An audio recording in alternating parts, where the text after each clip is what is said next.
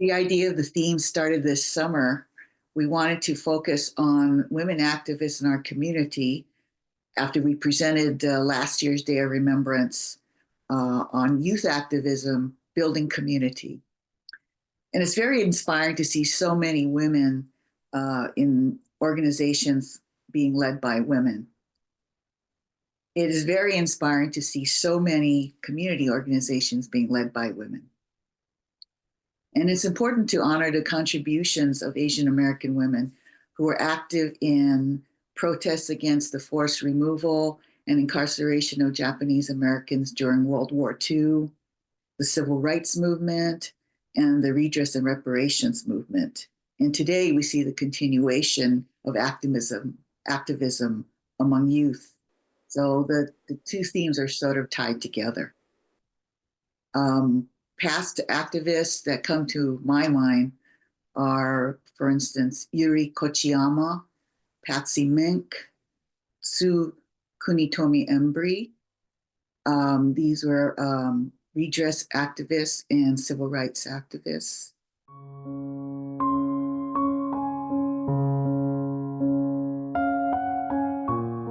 Well, we're excited to have Dr. Alice Young, a professor and chair of the history department at UC Santa Cruz, and Diana Tsuchida, who created the oral history project Tessaku.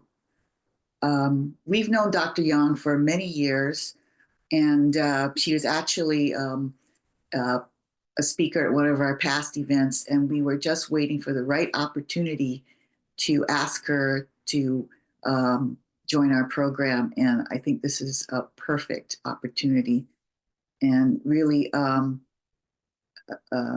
emphasizes her work. And so I am the daughter of Korean immigrants. They came before many Asian Americans came in the mid-1960s. They actually came in the 1950s, and they settled in Sacramento.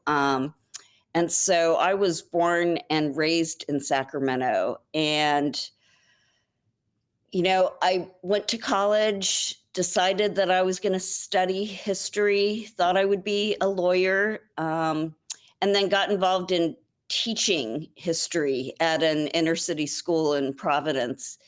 And that's where I was really confronted with the problematic way in which a lot of history is taught.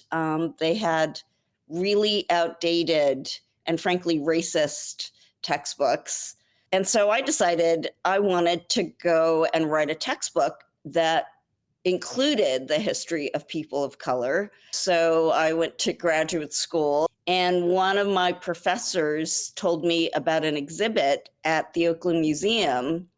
This was in 1990, and it was called Strength and Diversity, Japanese American Women.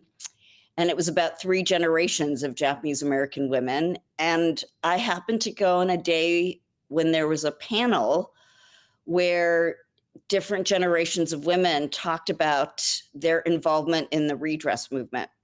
I had never, heard about women being, involved in this sort of campaign and having such an impact. And they were extraordinarily articulate and moving. And so I went up to them at the end of the panel and I asked if I could speak with them more. I ended up doing a graduate paper, and then they invited me to come to their events. And so they started telling me about their own family incarceration stories, their activism. And then they, in true oral historian fashion, started giving me the names of other people. And it's what we call the snowball effect.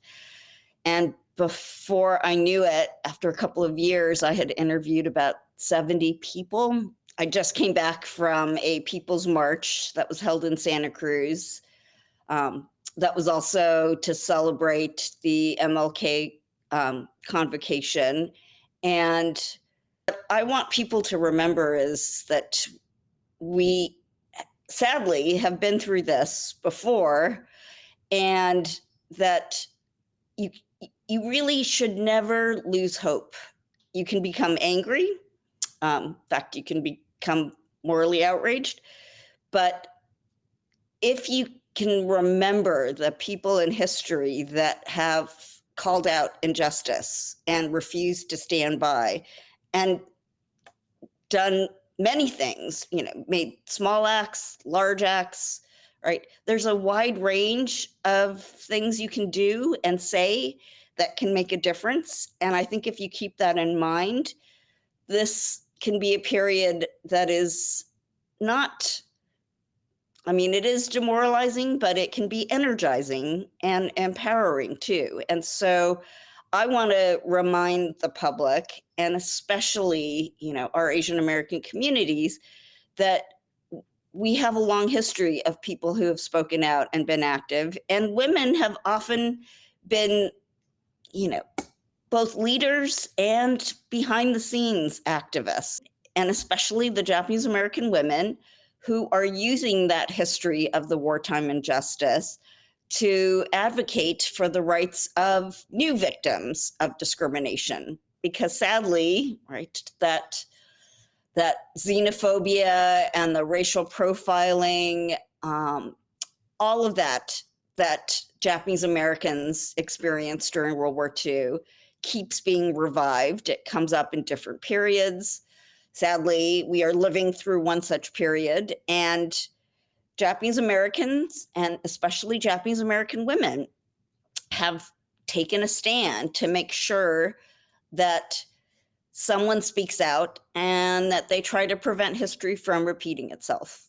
The event is free and open to the public. Please visit our website, sjnoc.org, for more information.